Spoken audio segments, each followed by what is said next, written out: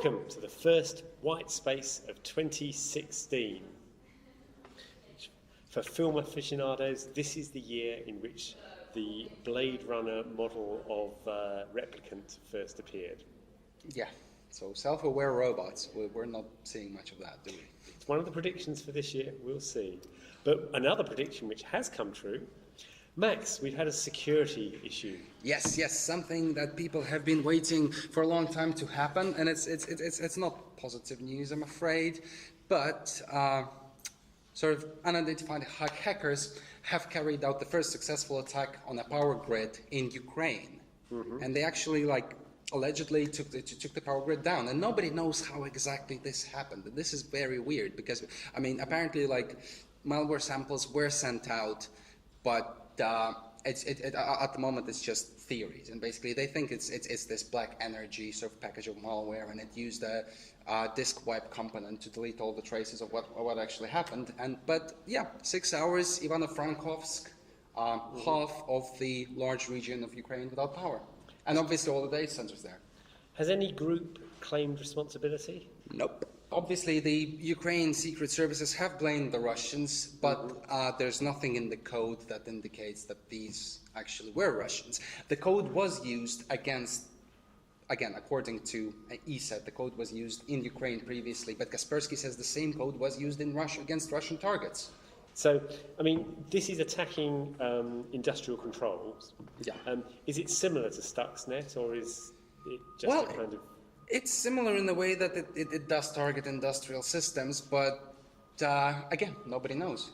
All we know is this is probably the first time in the world this has happened, and we can expect a lot more of this because industrial control systems by default are unprotected, and they weren't considered, an attack vector until now, I guess.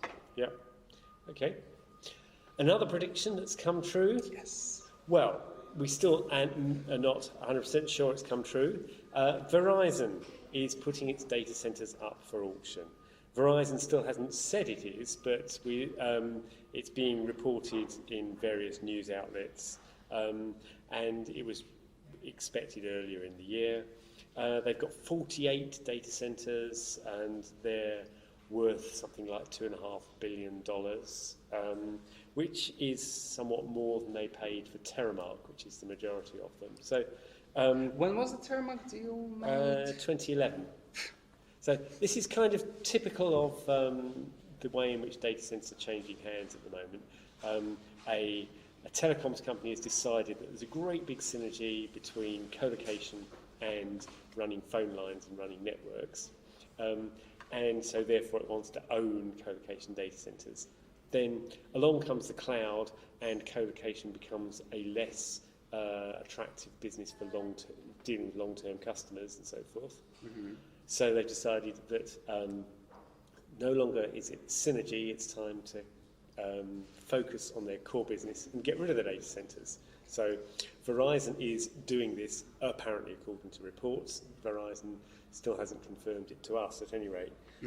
In India, Tata Communications is selling its data centers. Again, data centers which it built up and bought up at some expense. AT&T has been selling its data centers, apparently. Yeah. And what makes me really, really happy, although I didn't write the cover story, but last month, our last issue of the year, was about exactly this, about telecoms companies selling off their data centers, and now we're just getting confirmations that, we got that right. Yeah, okay. So, this early in January, we're ticking off the predictions we've made. Yeah. And yes, also this time of year in January is the time for bad weather in the UK, and we've had a flooded data centre, haven't we? Yeah. We had a very warm winter, sort of fairly untraditional. I haven't seen ice this year, which is really, really strange for me. But so floods in the north of the country, sort of Yorkshire, the area of Yorkshire was seriously hit, and apparently Vodafone data centre was flooded, and this caused bad reception. Well, the services went completely down while they fixed it. It took them a few hours. This happened over Christmas, which made it even more difficult to deal with, and the sort of the emergency engineering teams have to be called out on the Boxing Day to come deal with this. Apparently, batteries played some part in it, but actually we weren't given that much information by Vodafone.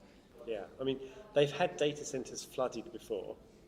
With hilarious, Well, I didn't too hilarious if you were there, but there is a YouTube video of a Vodafone data center in Istanbul literally filling up with water and people running for their lives, it appears.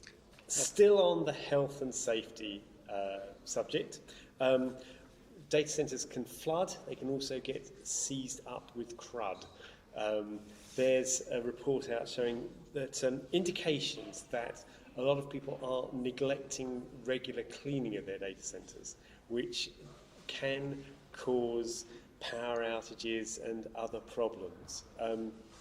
I have to say the report has come from a firm selling cleaning services, which in one way makes it seem a little self-serving, but in another way they know what they're talking about, and the reason they're saying this is an issue is they've noticed a big surge in the number of companies coming to them for emergency cleaning. It's like, we've noticed it's really dirty and there are, some of our servers are overheating with clogged up fans and things like that. And so this company, 8 Solutions, is saying that that's an indication that maybe you should have a schedule for this thing. Yeah, exactly. Do they mention how often do you need to actually clean your data center? No, but I'm sure they would tell you that if you contacted them. But yes, I mean, that is an interesting point. I mean, one of the things they say is emergency cleaning can be a bad thing because it'll take away all traces of the dirt, and if there's some unusual source of it, you won't find where it is. So if you do an emergency clean, you might suddenly find in a week's time it's all as bad as it was because there's a source of dirt and contamination that you were unaware of. What if you only needed to clean every 3 years, say, and you could run your data center and simply replace the servers when they're dirty? It appears to be a serious suggestion from a reader, and I'm not sure how 8 Solutions would take that one. Yeah. So basically, can it last for 3 years? That's the question. Yeah. Certainly that's the approach I take to my kitchen. Okay, I mean, all of which brings us to health and safety. And our colleagues at DC Pro, the DCD training arm, have just produced, quite good timing I'd say, a health and safety e-learning course, which, whether it would actually make your data centre proof against flood and crud, we're not sure. But it's something you can do online, and the promise is that if you and your staff take this course, you'll reduce the downtime and the number of accidents in your data centre. Health and safety is a good thing, and we want to see more of it, because some accidents in data centres can be very serious indeed. Right, so that's all for this week. We'll see you next week in white space.